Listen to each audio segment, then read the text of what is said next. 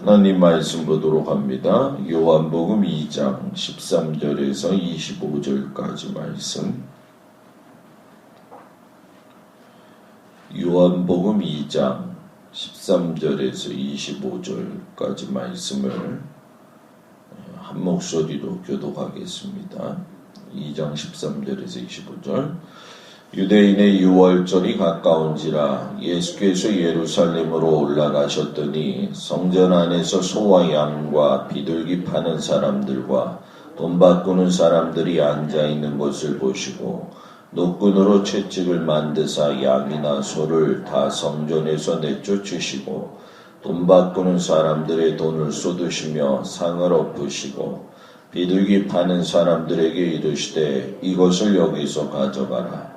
내 아버지의 집으로 장사하는 집을 만들지 말라 하시니 제자들이 성경 말씀의 주의전을 사모하는 열심히 나를 삼키리라 한 것을 기억하더라. 이에 유대인들이 대답하여 예수께 말하기를 내가 이런 일을 행하니 무슨 표적을 우리에게 보이겠느냐. 예수께서 대답하여 이르시되 너희가 이 성전을 헐라. 내가 사흘 동안에 일으키리라. 유대인들이 이르되 이 성전은 46년 동안에 지었거늘 내가 3일 동안에 일으키겠느냐 하더라. 그러나 예수는 성전된 자기 육체를 가리켜 말씀하신 것이라. 죽은 자 가운데서 살아나신 후에야 제자들이 이 말씀하신 것을 기억하고 성경과 예수께서 하신 말씀을 믿었더라. 유월절에 예수께서 예루살렘에 계시니 많은 사람이 그의 행하시는 표적을 보고 그의 이름을 믿었으나 예수는 그의 몸을 그들에게 의탁하지 아니하셨으니 이는 친히 모든 사람을 아시며 또 사람에 대하여 누구의 증언도 받으실 필요가 없었으니 이는 그가 친히 사람의 속에 있는 것을 아셨음이니라. 아멘. 성전의 개념 정리라는 제목을 가지고 오늘 아침에 말씀을 좀 묵상하도록 하겠습니다. 예수님께서 성전에 올라간 내용이죠. 우리가 기본적으로 알고 있는 예수님 당시의 성전은 헤롯 성전이 되겠습니다. 이제 이것이 예수님 본인이 성전으로서 비유되기도 하고 또 우리가 하나님의 성전된 자들로 부름받기도 하는데 그냥 원문 그대로 한번 우리가 좀 생각을 좀 해보겠습니다. 그 중에 우리가 한 가지 먼저 생각할 것은 성전은 아버지 하나님과 만나는 곳이다 라고 하는 분명한 생각의 정리가 있어야 됩니다. 성경에 보게 되면 유월절이 다가왔다라고 이야기를 하죠. 여호와의 절기 가운데 7절기 중 제일 중요한 절기죠. 1년의 시작이 되어지는 첫 절기이기도 하고 이집트에서 해방을 기념하는 중요한 절기입니다. 그래서 이집트에서 일어났던 것처럼 어린 양을 잡아서 그 피를 가지고 해방의 기쁨을 누리기 위한 제사 방식이 그대로 재현되고 있었고 고수되어진 것이 유월절이죠. 원래 유월절은 그 죄인들을 해방시키기 위한 하나님의 구원 계획을 보여주시는 그 모형 중에 하나가 됩니다. 근데 유월절이 이스라엘 백성들의 삶에 그 신앙적 중심이 되어지는 예루살렘을 중심으로 해서 모였죠. 우리가 잘 알다시피 이스라엘이 두 나라로 바뀌어졌을 적에 우리가 남유다 왕국은 예루살렘 중심으로 해서 신앙적 중심의 고향이 되었고 그리고 단과 베델은 북이스라엘의 이방신을 섬기는 장소가 되었죠. 그러니까 유월절이 예루살렘의 중심으로 모였다는 것은 예루살렘이 종교적 색깔이 굉장히 강한 그런 도시였구나라고 하는 것을 지금도 그렇지만 우리에게 가르쳐 주시는 말씀입니다. 모든 절기가 그러하듯이 모든 사람이 이제 모여가지고 예배를 드리는데 각자 자기의 필요한 재물들을 정성을 위해서 흠없는 재물들을 갖다가 준비하느냐, 얼마나 힘들었겠냐는 거예요. 변방에서 오는 사람들은 재물을 가지고 왔을 때 흠이 있을 경우엔 하나님 앞에 드리지 못하니까 성경을 보게 되면 실상 편의를 제공하는 모습을 보게 됩니다. 말이 좋아야 편의 제공이고, 속으로는 그 성전에 있었던 지도자들과 그리고 재물을 대주고 있는 사람들과의 관계 속에서 어떤 종교와 경제의 유착들이 있는 아주 악하고 나쁜 모습들이죠. 교회가 지금도 마찬가지인 것 같아요. 정경 유착이 되거나 종교하고 유착이 되어져 가지고 교회가 정치적으로 흘러간다거나 한다고 한다면 상당히 좀 사악하지 않느냐, 결과가 선하지 않다는 거예요. 물론 우리가 시대를 거슬러서 굉장히 오랜 시간이 흘렀기 때문에 하나님의 성전인 이 교회들마다 편의를 제공하는 것은 어떤 의미에서 본다면은 삶의 그 편의 시설을 마치 제공하는 것과 똑같이 되어진 것이 사실입니다. 그리고 현대에도 이런 것들이 많이 요구되어지고 있는 것이 사실이기도 해요. 근데 문제는 뭐냐면 편의를 위한 예배 준비가 예배의 본질이나 성전의 본질을 희석화시킬 수 있다라는 얘기죠. 지금 보게 되면은 교회들 가운데에서도 교회에 투자하지 않는 교회, 이런 어떤 캐치플레인을 걸고 목회하시는 목사님들도 많이 봤어요. 근데 저는 이것을 딱 보면서 느끼는 것 중에, 또 마음속에 깨닫는 것 중에 한 가지가 뭐냐면, 만약에 예수님이 지금 우리 교회로 오셔서 보시고 난 다음에 노끈으로 채찍을 만드셔서 성전에서 사람들을 쫓아내고 그리고 돈을 쏟으시면서 상을 엎으실 만한 교회의 모습을 가지고 있느냐, 아니면 그렇지 않느냐, 이거를 먼저 보는 게 중요하지 않을까. 지금 예수님이 오신다고 해도 우리가 하나님 앞에 부끄러움 없이 교회를 바르게 세워나가고 있다고 한다면 그건 참 은혜스러운 교회고, 또 하나님의 방법을 따라 가는 아주 원칙적인 교회가 되는 거죠.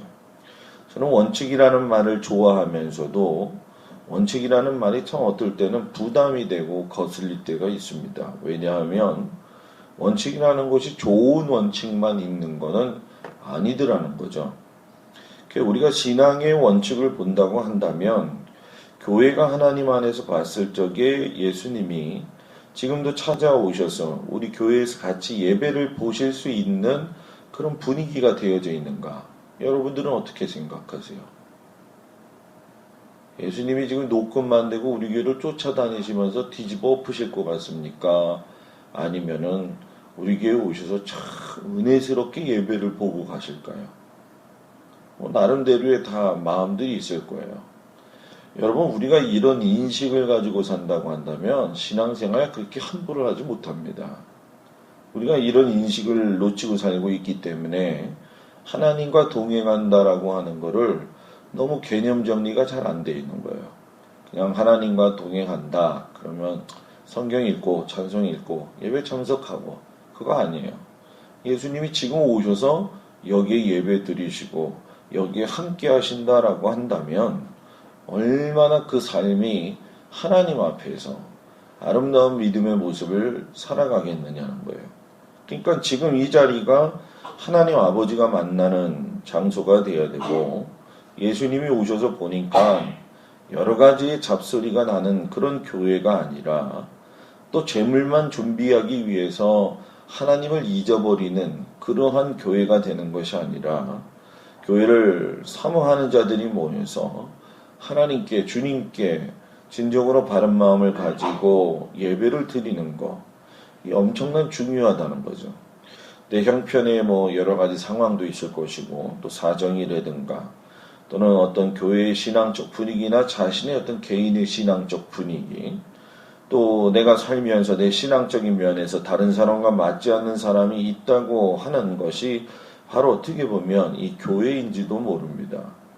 이 성전과 같은 교회에서 참 아버지 하나님을 우리가 우리의 고집대로만 가지고 산다고 한다면 하나님 만날 수가 없다는 얘기예요. 그래서 저는 우리 성도들이 이 부분을 놓치지 않았으면 좋겠다는 거죠. 성전 그 자체이신 하나님 앞에 귀족되고 합의되는 것처럼 이곳에 하나님이 함께 하시고 주님이 같이 예배드리시는 곳으로 우리가 우리 교회를 생각하고 이 땅의 한국 교회를 생각한다고 한다면 정말로 여러분 뭐예요? 그 성전인 교회에서 하나님을 만나고 그리고 다른 어떤 분란이나 분열이 있는 교회에서 아픔을 당하고 있는 거에 대해서 참 하나님의 마음으로 가지고 볼 적에 얼마나 기가 막히고 아픈 현실이겠느냐. 저는 뭐 다른 교회 신경 쓰기보단 제일 중요한 건 일단 우리 교회가 주님이 오셔서 예배 보시기에 좀 은혜스럽고 또 여러분들의 집도 성전이기 때문에 주님이 여러분의 집에 찾아가셨을 적에도 정말로 예배 보시고 은혜 받으시기 합당한 그런 가정들이 되기를 주의 이름으로 축복합니다. 두 번째는 무너져도 다시 회복할 수 있는 것이 성전이라는 거죠. 성전을 정화하신 예수님이 너무나도 그 단호한 모습을 보이니까 예수님에 대해서 유대인들이 합당한 표적을 구하는 모습을 보게 됩니다.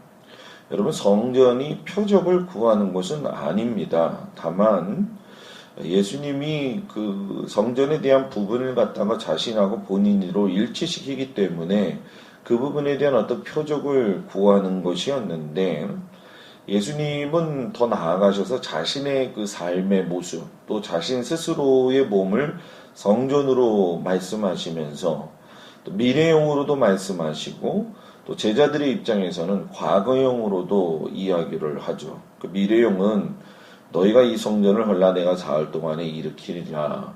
무슨 말인지 몰랐어요. 그런데 과거형으로 예수님의 제자들이 여러분 뭡니까? 죽은 자 가운데서 다시 살아나신 후에야 이 말씀하신 것을 기억했다라고 이야기하죠. 이게 이제 과거형으로 생각을 하는 거죠. 뭐 제자든 또는 지도자들이었던 여기서 우리가 중요한 것은 예수님과 생각하는 방향이 너무나도 달랐다는 거예요. 그리고 뜻도 달랐다는 거죠. 예수님은 자신이 성전이시고 자신이 죽으신 후에 3일 만에 부활하실 것을 말씀하셨어요. 그러나 유대인들은 46년의 긴 세월 동안 만든 이 성전에 어떻게 무너질 수가 있고 네가 어떻게 3일 안에 세울 수 있느냐.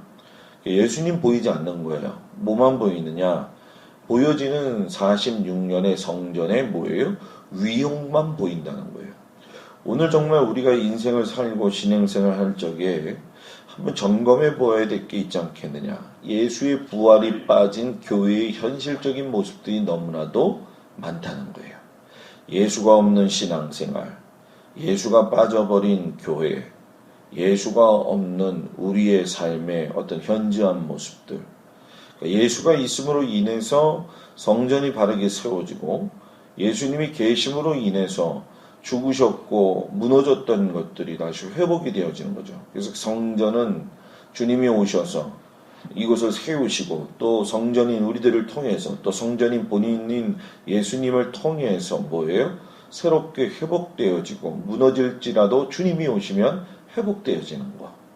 그러니까 오늘날 교회들을 이렇게 보게 되면 이렇게 무너져 있는 것을 회복시키는 교회들이 있고 무너진 거를 더 무너뜨려 가지고 완전히 짓밟아 버리는 교회들도 있습니다. 그러니까 이 시대나 그 시대나 전혀 무관하지도 않고 다르지도 않고 더하면 더했지 부족함이 없다라고 하는 거예요. 이 시대를 보면서 우리가 이런 것을 볼 수 있는 믿음의 눈이 있어야 되는 것이고 이런 것을 볼 수 있는 안목이 있을 때만이 교회가 바르게 성장하고 여러분들의 신앙이 바르게 성장할 수 있다는 거죠. 성전에서의 제사, 짐승제사는 이제 끝났습니다. 영원한 구원의 방법을 이제는 제사인 짐승에서 찾는 것이 아니라 주님이 성전이 되시고 또 나도 성전으로 회복되어져서 하나님께 또 우리의 삶 가운데 놀라운 하나님의 그 성전이 바로 세워지는 은혜가 여러분들과 저와 함께 하시길 주의 이름으로 축복합니다. 기도합니다.